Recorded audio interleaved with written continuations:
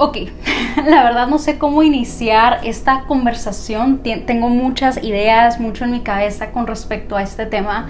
Como ustedes han venido viendo y lo que les he hablado, el año pasado fue un año confrontante en mis convicciones, donde Dios en su ternura, pero en su rectitud y en su amor y misericordia, trajo mucha convicción en mi corazón de la manera en la que había estado viviendo, de la manera en la que había estado creyendo, de la manera que había estado leyendo su palabra. Y eso no solamente me ha confrontado a examinarme a mí misma, pero también ha abierto mis ojos a mucho de cómo el cristianismo se vive el día de hoy. Y algo que he notado mucho es la comodidad.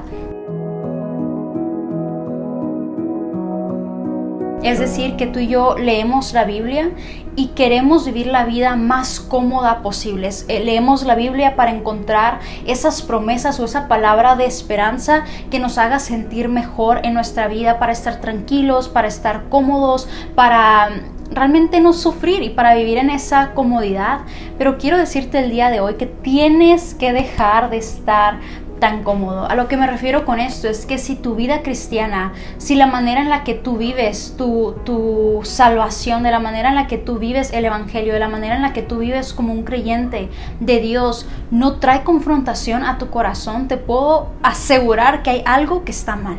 El otro día un amigo me mandó una prédica y esa prédica me confrontó a 80 niveles. Les prometo que yo terminé, me acuerdo que la estaba viendo aquí en mi escritorio, terminé de ver esa prédica, me hinqué, estaba llorando y estaba arrepintiéndome con Dios por mi pecado, arrepintiéndome por la manera en la que había estado haciendo ciertas cosas, por la manera en la que había estado viviendo.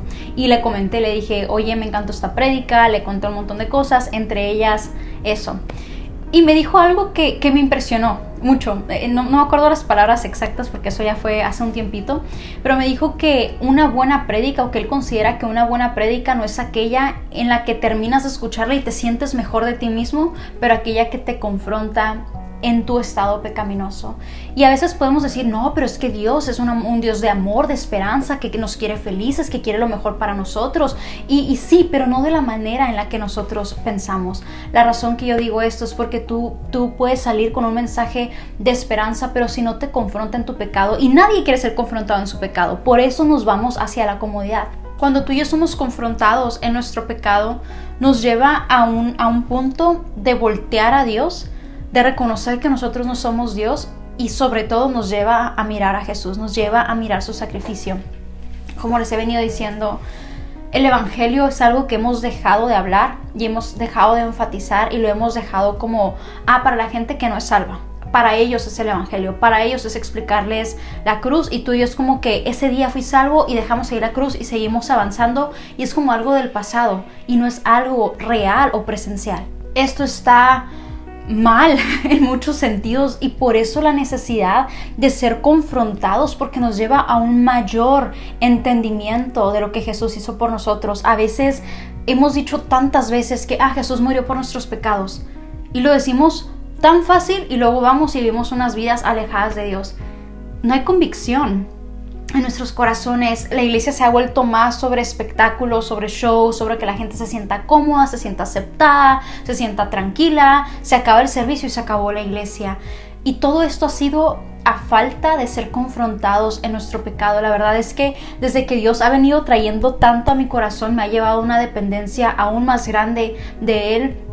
Les prometo que antes de este proceso en el que he estado espiritualmente, claro, sabía que Jesús había muerto por mí, pero no era algo que yo constantemente pensara o algo en lo cual yo meditara, más que cuando se hacía la Santa Cena una vez al mes en la iglesia. Y hoy en día es algo que constantemente, diario, pienso y recuerdo, y me lleva a lágrimas y a un agradecimiento profundo, decirle, Dios, gracias por haber hecho eso por mí. ¿Por qué? Porque he sido confrontada a verme realmente como soy. A veces pensamos que somos personas buenas, a veces pensamos que nos merecemos cosas buenas porque somos personas buenas, pero la verdad es que somos personas rotas, personas con pecado, personas que necesitan un Salvador todos los días. No solamente el día que dijiste, ok, fui salvo, fin, pero cada día en nuestras vidas necesitamos a un Salvador, y cada día nos deberíamos de asombrar de wow, qué tan malo soy y wow, qué tan grande es tu misericordia, qué tan grande es tu gracia, qué tan impactante ha sido ese sacrificio en aquella cruz que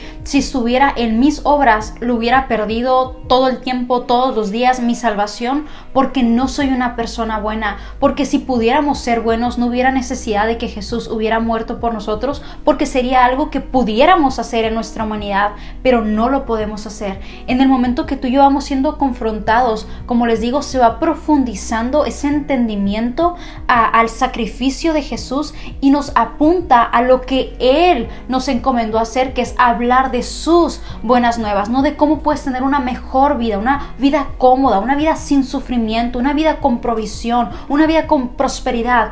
La palabra de Dios se trata de ese regalo, de esa redención que tú y yo tanto necesitamos y que vino hace más de 2000 años a tomar tu lugar y mi lugar. Sé que no es cómodo querer ser confrontados en nuestro pecado, más bien nadie quiere ser confrontados en su pecado, pero es algo que a final de cuentas es por nuestro bien. Y te quiero dar un ejemplo que no recuerdo en qué libro lo leí, si no me equivoco, fue en el de Amar es para valientes de Itiel Arroyo, no estoy segura, pero está hablando de la oruga. Ustedes saben que una oruga eventualmente se convierte en una mariposa, pero pasa por ese proceso de metamorfosis cuando está en un capullo, ¿cierto? Y cuenta esta historia de cómo un día una persona, un jardinero, yo qué sé, ve a este capullo donde ya está hecho mariposa y se está tratando de salir y está batallando y es esta lucha en contra del capullo para salir. Y esta persona, por pensar que, ay, pobrecita la mariposa está sufriendo, la voy a ayudar a hacer su salida más fácil, le ayuda a salir del capullo. Y lo que pasa es que esa mariposa no terminó el proceso que necesitaba. Ese proceso de metamorfosis también le fortalece sus alas al estar empujando para eventualmente poder volar, para poder sobrevivir. Entonces, al ayudarla a sentirla más cómoda, que no sufriera, que no batallaba, lo único que hizo es que no la preparó y eso la llevó a la muerte porque no estaba fuerte para poder sobrevivir como es su naturaleza.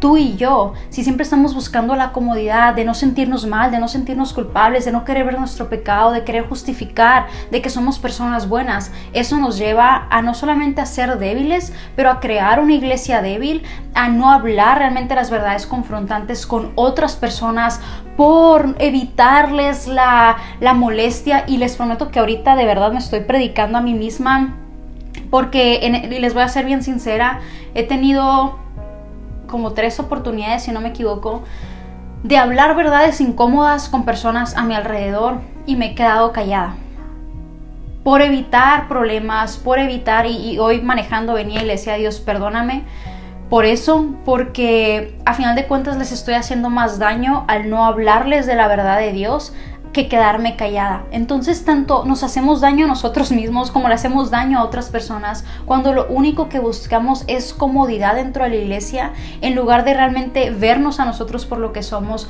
ver a Dios por lo que es y permitir que eso y esas verdades hermosas transformen genuinamente nuestras vidas.